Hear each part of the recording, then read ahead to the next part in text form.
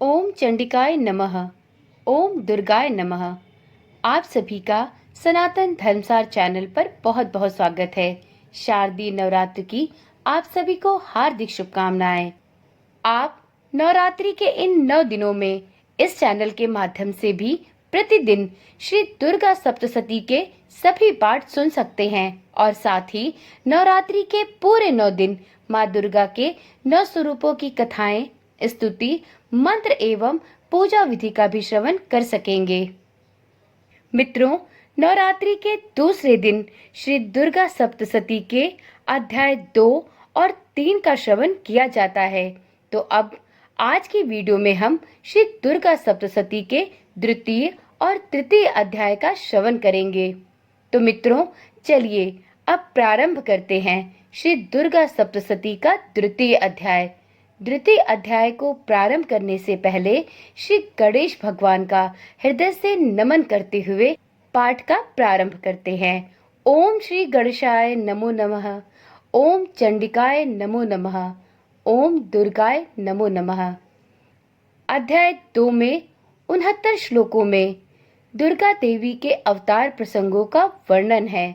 श्री दुर्गा सप्तशती के दूसरे अध्याय में आज हम सुनेंगे देवताओं के तेज से देवी का प्रादुर्भाव और महिषासुर की सेना के वध का वर्णन।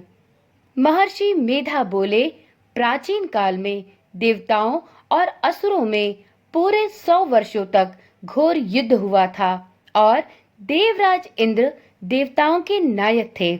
इस युद्ध में देवताओं की सेना परास्त हो गई थी और इस प्रकार संपूर्ण देवताओं को जीत महिषासुर इंद्र बन बैठा था। युद्ध के पश्चात हारे हुए देवता प्रजापति श्री ब्रह्मा को साथ लेकर उस स्थान पर पहुंचे जहां पर कि भगवान शंकर विराजमान थे। देवताओं ने अपनी हार का सारा वृतांत भगवान विष्णु और शंकर जी से कह सुनाया। वह कहने लगे, हे प्रभु, महिषासुर सूर्य, चंद्रमा, इंद्र, अग्नि, वायु, यम, वरुण तथा अन्य देवताओं के सभी अधिकार छीनकर सबका अधिष्ठाता स्वयं बन बैठा है। उसने समस्त देवताओं को स्वर्ग से निकाल दिया है। वह मनुष्यों की तरह पृथ्वी पर विचर रहे हैं। दैत्यों की सारी करतूत हमने आपको सुना दी है और आपकी शरण में इसलिए आए हैं कि आप उनके वध का कोई उपाय सोचें। देवताओं की बातें सुनकर भगवान श्री विष्णु और शंकर जी को दैत्यों पर बहुत क्रोध आया। उनकी भौएं तन गई और आंखें भी लाल हो गई। क्रोध में भरे हुए भगवान विष्णु के मुख से बड़ा भारी तेज निकला और उसी प्रकार का तेज भगवान शंकर, ब्रह्मा और इंद्र आदि दूसरे देवताओं के मुख से प्रकट हुआ। फिर वह सारा तेज एक में मिल गया और तेज का पुंज वह ऐसे दिखता था जैसे कि ज्वलायमान पर्वत हो। देवताओं ने देखा कि उस पर्वत की ज्वाला चारों ओर फैली हुई थी और देवताओं के शरीर से प्रकट हुए तेज की किसी अन्य तेज से तुलना नहीं की जा सकती थी। एक स्थान पर इकट्ठा होने पर वह तेज एक देवी के रूप में परिवर्तित हो गया और अपने प्रकाश से तीनों लोकों में व्याप्त जान पड़ा। वह भगवान शंकर का तेज था। उससे देवी का मुख प्रकट हुआ। यमराज के तेज से उसके सिर के बाल बने। भगवान विष्णु के तेज से उसकी भुजाएं बनी। चंद्रमा के तेज से दोनों स्तन और इंद्र के तेज से जंघा तथा पिंडली बनी और पृथ्वी के तेज से नितंब भाग बना। ब्रह्मा के तेज से दोनों चरण और सूर्य के तेज से उनकी अंगुलियां उत्पन्न हुई। वसुओं के तेज से हाथों की अंगुलियां एवं कुबेर के तेज से नासिका बनी। प्रजापति के तेज से उसके दांत और अग्नि के तेज से उसके नेत्र बने। संध्या के तेज से उसकी भौहें और वायु के तेज से उसके कान प्रकट हुए थे। इस प्रकार उस देवी का प्रादुर्भाव हुआ था। महिषासुर से पराजित देवता उस देवी को देखकर अत्यंत प्रसन्न हुए। भगवान शंकर ने अपने त्रिशूल में से एक त्रिशूल निकालकर उस देवी को दिया और भगवान विष्णु ने अपने चक्र में से एक चक्र निकालकर उस देवी को दिया।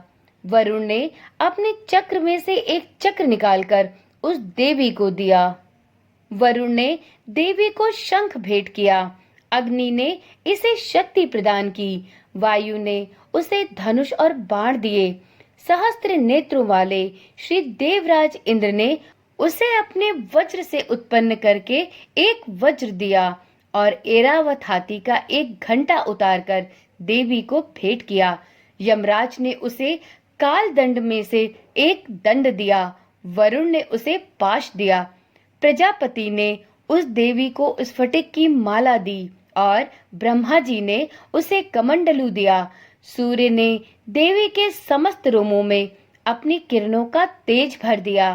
काल ने उसे चमकती हुई ढाल और तलवार दी और उज्जवल हार और दिव्य वस्त्र उसे भेंट किए और इनके साथ ही उसने दिव्य चूड़ामणि दी। 2 कुंडल, कंकड़, उज्जवल अर्धचंद्र, बाहों के लिए बाजूबंद, चरणों के लिए नुपुर, गले के लिए सुंदर हसली और अंगुलियों के लिए रत्नों की बनी हुई अंगूठियां उसे प्रदान की। विश्वकर्मा ने उसको फरसा दिया और उसके साथ ही कई प्रकार के अस्त्र और अभेद कवच दिए और इसके अतिरिक्त उसने कभी न कुम्हलाने वाले सुंदर कमलों की मालाएं भेंट की। समुद्र ने सुंदर कमल का फूल भेंट किया। हिमालय ने सवारी के लिए सिंह और तरह तरह के रत्न देवी को भेंट किए। यक्षराज कुबेर ने मधु से भरा हुआ पात्र और शेषनाग ने उन्हें बहुमूल्य मणियों से विभूषित नागहार भेंट किया। इसी तरह दूसरे देवताओं ने भी उसे आभूषण और अस्त्र शस्त्र देकर उसका सम्मान किया। इसके पश्चात देवी ने उच्च स्वर से गर्जना की। उसके इस भयंकर नाद से आकाश गूंज उठा। देवी का वह उच्च स्वर से किया हुआ सिंहनाद समा न सका। आकाश उसके सामने छोटा प्रतीत होने लगा। उससे बड़े जोर की प्रतिध्वनि हुई, जिससे समस्त विश्व में हलचल मच गई और समुद्र कांप उठे, पृथ्वी डोलने लगी और सब के सब पर्वत हिलने लगे। देवताओं ने उस समय प्रसन्न हो सिंह वाहिनी जगतमयी देवी से कहा, हे देवी, तुम्हारी जय हो। इसके साथ महर्षियों ने भक्ति भाव से विनम्र होकर उसकी स्तुति की। संपूर्ण त्रिलोकी को शोकमग्न देखकर दैत्यगण अपनी सेनाओं को साथ लेकर और हथियार आदि सजाकर उठ खड़े हुए। महिषासुर के क्रोध की अब कोई सीमा नहीं थी। उसने क्रोध में भरकर कहा, यह सब क्या उत्पात है। फिर वह अपनी सेना के साथ उस ओर दौड़ा जिस ओर से भयंकर नाद का शब्द सुनाई दिया था और आगे पहुंचकर उसने देवी को देखा, जो कि अपनी प्रभा से तीनों लोकों को प्रकाशित कर रही थी। उसके चरणों के भार से पृथ्वी दबी जा रही थी। माथे के मुकुट से आकाश में एक रेखा सी बन रही थी और उसके धनुष की टंकोर से सब लोग क्षुब्ध हो रहे थे। देवी अपनी सहस्त्रों भुजाओं को संपूर्ण दिशाओं में फैलाए खड़ी थी। इसके पश्चात उनका दैत्यों के साथ युद्ध छिड़ गया और कई प्रकार के अस्त्र शस्त्रों से सबकी सब दिशाएं उद्भाषित होने लगी। महिषासुर की सेना का सेनापति चिछुर नामक एक महान असुर था। वह आगे बढ़कर देवी के साथ युद्ध करने लगा और दूसरे दैत्यों की चतुरंगड़ी सेना साथ लेकर चामर भी लड़ने लगा और 60,000 महारथियों को साथ लेकर उदग्र नामक महादैत्य आकर युद्ध भूमि में युद्ध करने लगा और महाहनु नामक असुर 1 करोड़ रथियों को लेकर, असिलोमा नामक असुर 5 करोड़ सैनिकों को साथ लेकर युद्ध करने लगा। वाशकल नामक असुर 60 लाख असुरों के साथ युद्ध में आ डटा। विडाल नामक असुर 1 करोड़ रथियों सहित लड़ने को तैयार था। इन सब के अतिरिक्त और भी हजारों असुर हाथी और घोड़े साथ लेकर लड़ने लगे और इन सब के पश्चात महिषासुर करोड़ों रथों, हाथियों और घोड़ों सहित वहां आकर देवी के साथ लड़ने लगा। सभी असुर तोमर, भिंदीपाल, शक्ति, मूसल, खड्गों, फरसों और पट्टियों के साथ रणभूमि में देवी के साथ युद्ध करने लगे। कई शक्तियां फेंकने लगे और कोई अन्य शस्त्र आदि। इसके पश्चात सब के सब दैत्य अपनी अपनी तलवारें हाथों में लेकर देवी की ओर दौड़े और उसे मार डालने का उद्योग करने लगे, मगर देवी ने क्रोध में भरकर खेल ही खेल में उनके सब अस्त्र शस्त्रों को काट दिया।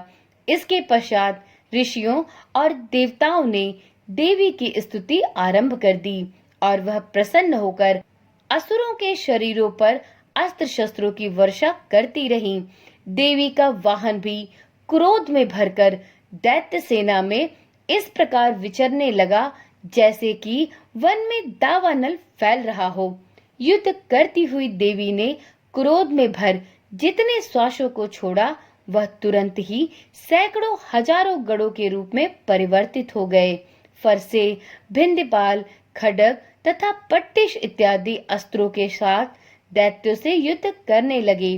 देवी की शक्ति से बढ़े हुए वह गढ़ दैत्यों का नाश करते हुए ढोल, शंख व मृदंग आदि बजा रहे थे। तदंतर देवी ने त्रिशूल, गदा, शक्ति, खड्ग इत्यादि से सहस्त्रों असुरों को मार डाला। कितनों को घंटे की भयंकर आवाज से ही यमलोक पहुंचा दिया। कितने ही असुरों को उसने पाश में बांधकर पृथ्वी पर धर घसीटा।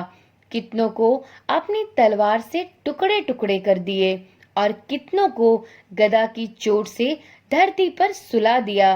कई दैत्य मूसल की मार से घायल होकर रक्त वमन करने लगे और कई शूल से छाती फट जाने के कारण पृथ्वी पर लेट गए और कितनों की बाढ़ से कमर ही टूट गई। देवताओं को पीड़ा देने वाले दैत्य कट कट कर मरने लगे। कितनों की बाहें अलग हो गईं, कितनों की ग्रीवाएं कट गई, कितनों के सिर कटकर दूर भूमि पर लुढ़क गए, कितनों के शरीर बीच में से कट गए और कितनों की जंघाएं कट गई और वह पृथ्वी पर गिरकर तड़पने लगे। कितने ही सिरों एवं पैरों के कटने पर भी भूमि पर से उठ खड़े हुए और अस्त्र शस्त्र हाथ में लेकर देवी से लड़ने लगे और कई दैत्यगण भूमि में बाजों की ध्वनि के साथ नृत्य कर रहे थे। कई असुर जिनके सिर कट चुके थे बिना सिर के धड़ से ही हाथ में अस्त्र लिए हुए लड़ रहे थे। दैत्य रह रहकर ठहरो ठहरो कहते हुए देवी को युद्ध के लिए ललकार रहे थे।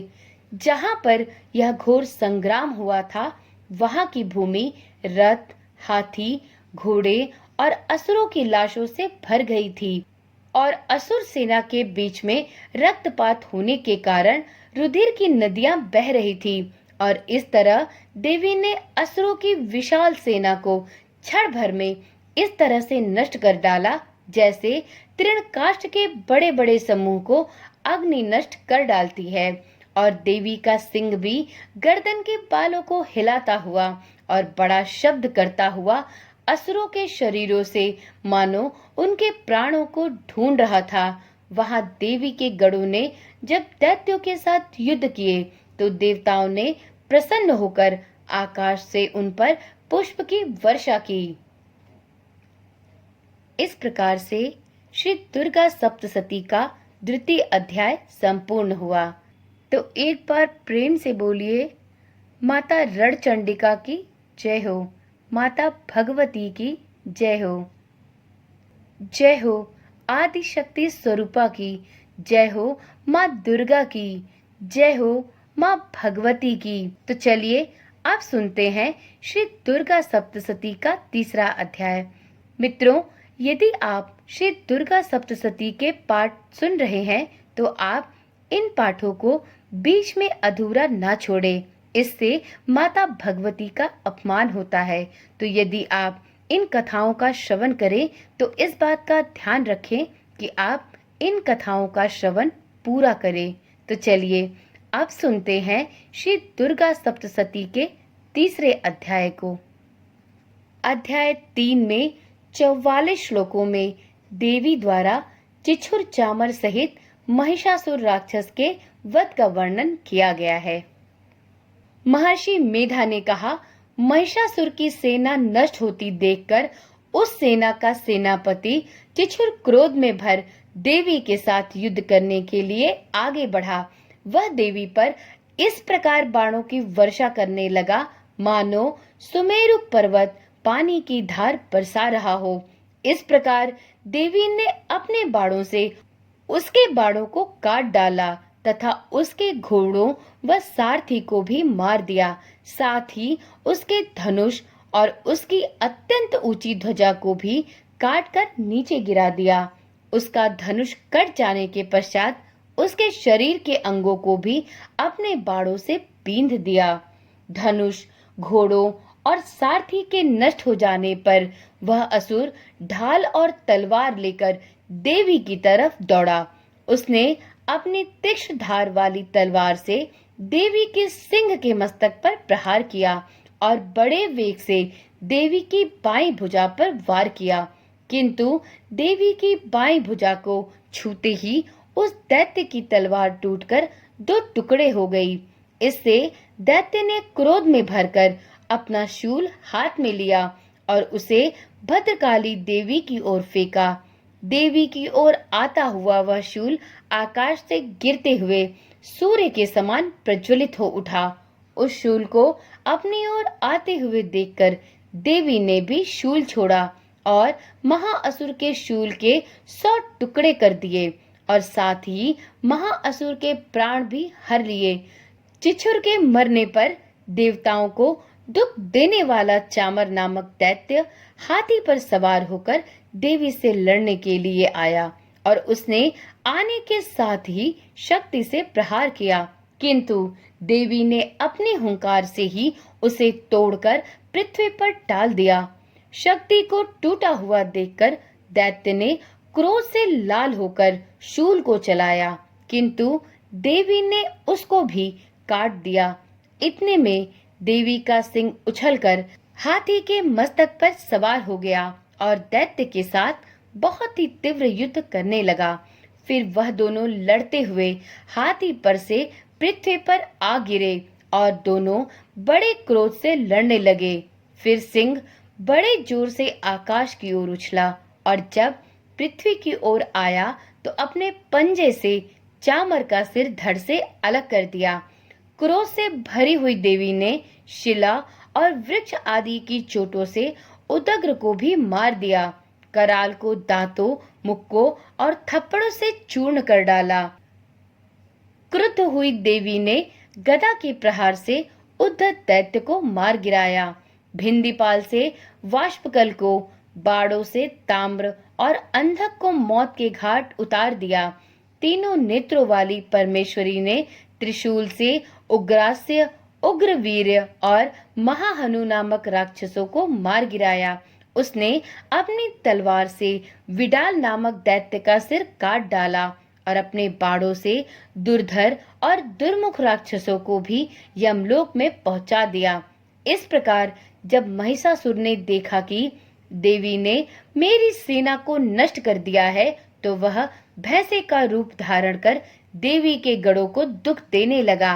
उन गढ़ों में कितनों को उसने मुख के प्रहार से, कितनों को खुरों से, कितनों को पूंछ से, अनेकों को सिंहनाद से, बहुत को दौड़ाने के वेग से, कितनों को चक्कर देकर और कितनों को श्वास वायु के झोंके से पृथ्वी पर गिरा दिया।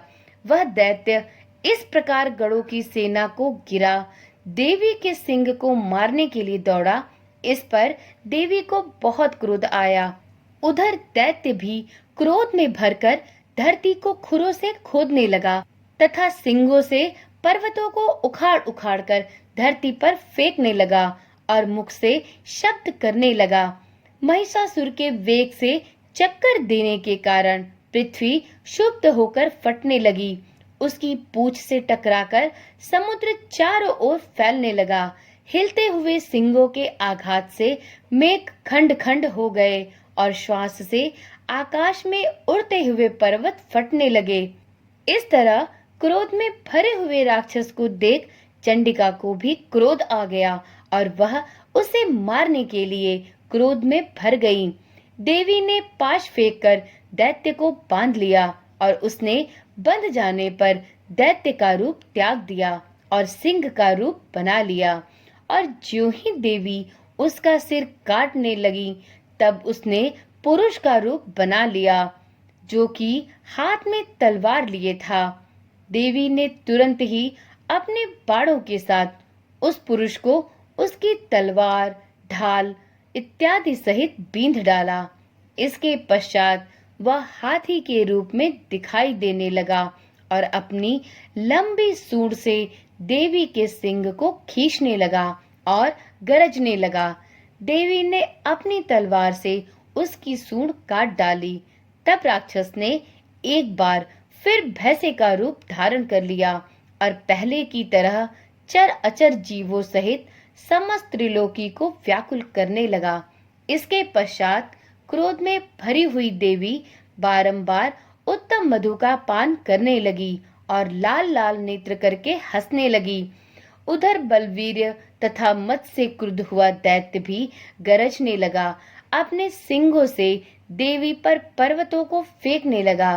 देवी अपने बाड़ों से उसके फेंके हुए पर्वतों को चूर्ण करती हुई बोली, ओ मूढ़, जब तक मैं मधुपान कर रही हूँ तब तू गरज ले और इसके पश्चात मेरे हाथों तेरी मृत्यु हो जाने पर देवता गरजेंगे। महर्षि मेधा ने कहा।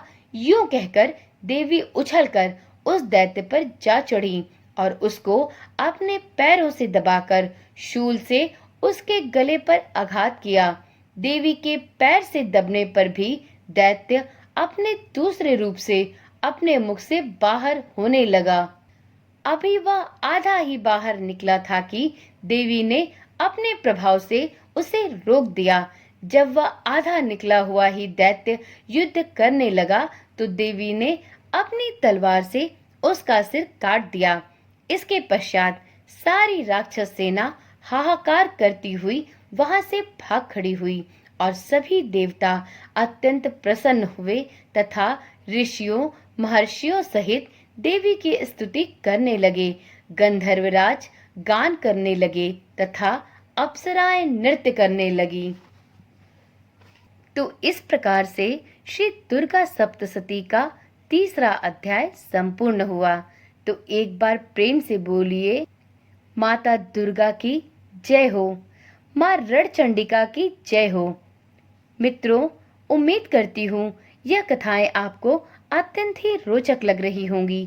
यदि श्री दुर्गा सप्तशती का यह पाठ आपको पसंद आ रहा हो तो वीडियो को लाइक करें और चैनल को सब्सक्राइब करें। आप सभी माताओं और बहनों से एक छोटी सी विनती है, जो भी कोई साधक श्री दुर्गा सप्तशती का पाठ करने में असमर्थ है, उन्हें इन वीडियो को अवश्य शेयर करें, जिससे आप भी पुण्य के भागी बन सके। तो चलिए आज की वीडियो यहीं पर समाप्त करती हूँ। यदि आप इन कथाओं को सुनने में रुचि रखते हैं तो प्रतिदिन शाम को 7 बजे इस चैनल पर श्री दुर्गा सप्तशती के सभी अध्याय सुनाए जा रहे हैं। आप चैनल को अभी से सब्सक्राइब कर लें और शाम को प्रतिदिन 7 बजे इन कथाओं का पाठ करना ना भूलें। मित्रों, चैनल को सब्सक्राइब करने के साथ ही नोटिफिकेशन बेल को ऑन करना भी ना भूलें, जिससे जब भी इस चैनल पर यह वीडियो डाली जाए इसकी सूचना आपके पास सबसे पहले पहुंच सके। तो चलिए कल मिलते हैं श्री दुर्गा सप्तशती के तीसरे दिन की कथा और चौथे अध्याय के साथ। तब तक के लिए ओम नमः शिवाय। जय श्री कृष्णा। राधे राधे।